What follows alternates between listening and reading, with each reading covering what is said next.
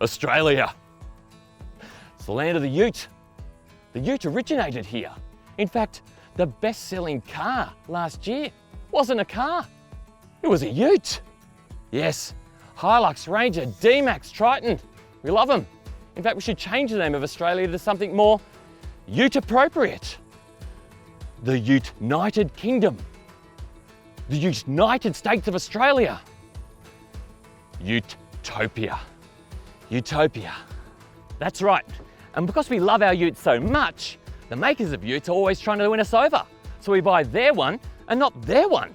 And that's exactly what's been done here. Isuzu have updated their D-Max. So I'm going to tell you about all the things that are new, along with everything else you should know in terms of practicality, what it's like to drive and the safety stuff. Now, if you want to read the full review, go to carsguide.com.au and give us one of these, a like and subscribe. There are 5 grades in the D-Max range and 27 different variants, plus 3 new entry grade variants have been added too. Let's start with the 4x2 list prices. They begin at $32,200 for the SX single cab chassis with a manual gearbox, and they top out at $53,000 for the LSU crew cab Ute.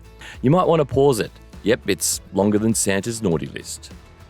Now for the 4x4 cab chassis list prices. They begin at $42,200 and climb to $59,500. And now for the 4x4 Ute list prices. They start with one of the new variants, the SX Crew Cab, for $50,200, and it heads all the way up to the Ute I have with me today, the X-Terrain, which lists for $67,500. Let's talk standard features. Now this X-Terrain is the big daddy, or the big mama of the range. What does it have that the other grades don't get? Well, I'll cover the styling and cosmetic differences in the design section below, but the X-Terrain has new 18-inch alloy wheels in dark grey, a matte black tonneau cover, a sports bar in the new dark grey metallic colour, front parking sensors. The rest of the Ute models, apart from the SX, have only got rear ones, remote engine start, and inside there's the new leather seats for this update. But a lot of the X-Terrain's other features come on the lower grades too.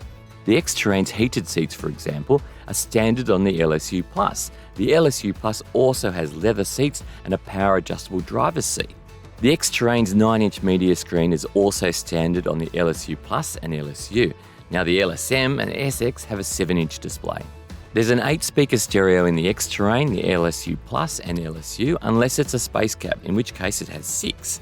Now the LSM and SX have 6-speaker stereos too. The X-Terrain's push-button start, proximity key, side steps and tow bar receiver are all standard on the LSU Plus and LSU 2.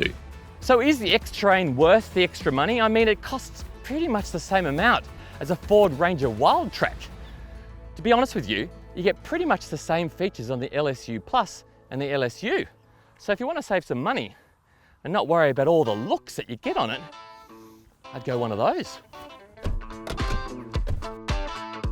The X-Terrain is the hero of the D-Max range and now comes with dark grey metallic treatment to the side steps, the mirrors, door and tailgate handles, roof rails, sports bars and fender flares. All grades have been given an updated grille design. In the case of the X-Terrain, it's a 2-tone dark grey. How long is the D-Max? They're all pretty close in size, about 5.3 metres end to end, and just under 1.9 metres wide. That's not counting the wing mirrors. The tallest is the X-Terrain. With its roof rails, it stands 1.88 metres high. The D-Max is available in single cab chassis, space cab chassis, and crew chassis. The Ute body style comes in crew cab only, except for the LSU grade, which also offers a space cab. And all X-Terrains are crew cabs. The cabin is a modern and comfortable place, especially in the higher grades with the big screen. Okay, this is a pretty fancy interior, but keep in mind I am in the cabin of the X-Terrain. Not all of the cabins in the D-Max range look this posh, but check out these seats. They look like they've been made out of Batman suit. Look, it's got a 6-pack. Ouch. But there are a couple of things I would change. I would put a volume knob in here for starters. You've got buttons on the steering wheel, but nothing beats a knob that you can actually turn. These climate control buttons also feel a little bit flimsy, but I've been using them today. They are really simple to use. Do you know what I'm doing? I'm looking for trouble because there really isn't much wrong in here at all. We've only got the X-Terrain here at the launch, but I can tell you the cabin is roomy up front with wide, comfy seats, while legroom and headroom in the second row is excellent, even for me at 191 centimetres tall, and carpet floors are on the top 3 grades. Only the X-Trains come with a matte black roller tonneau cover, and from the LSU up in the Ute, the tub gets a plastic liner. The X-Terrain has a payload capacity of 925 kilos. For the rest of the lineup, check the full written review.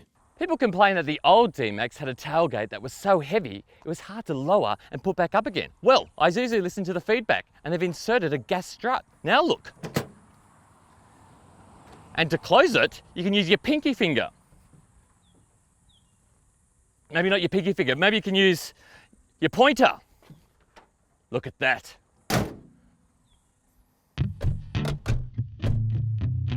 The updated D-Max scored the maximum 5-star ANCAP rating in 2022.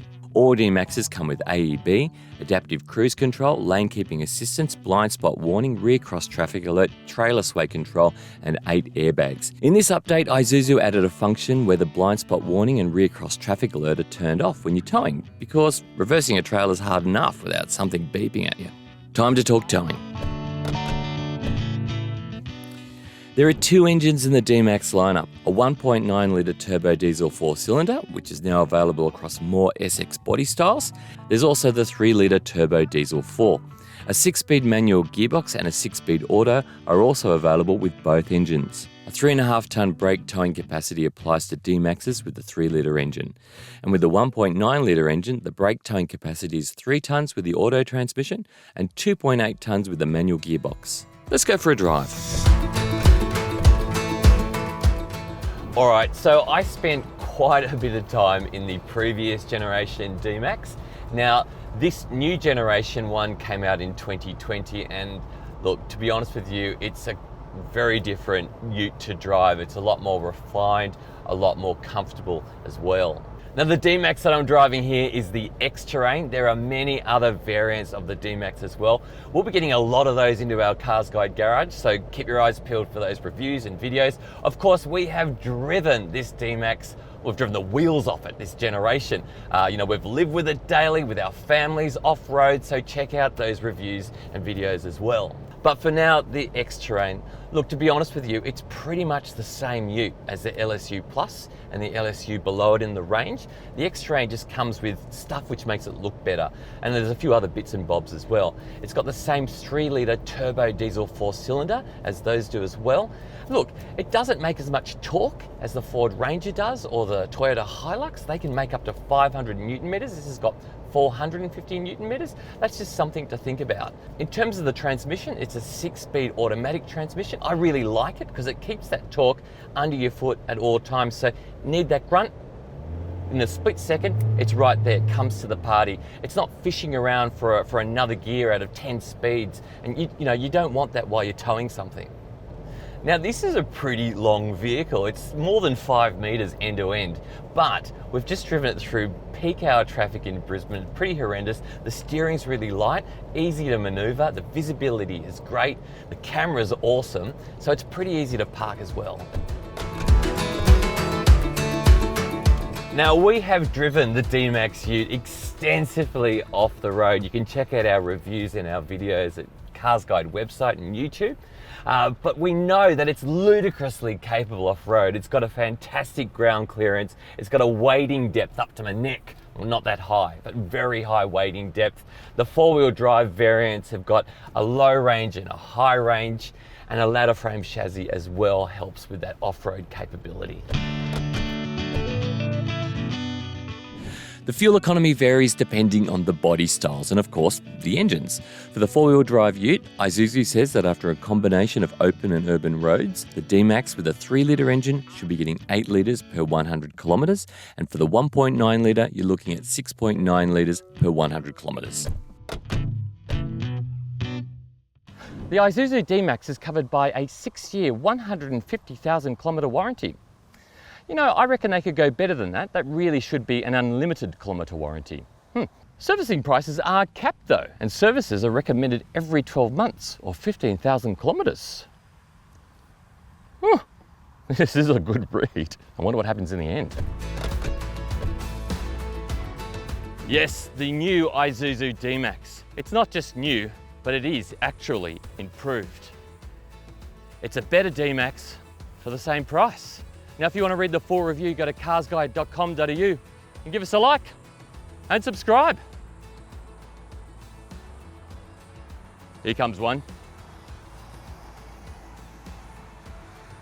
Oh yes, Colorado.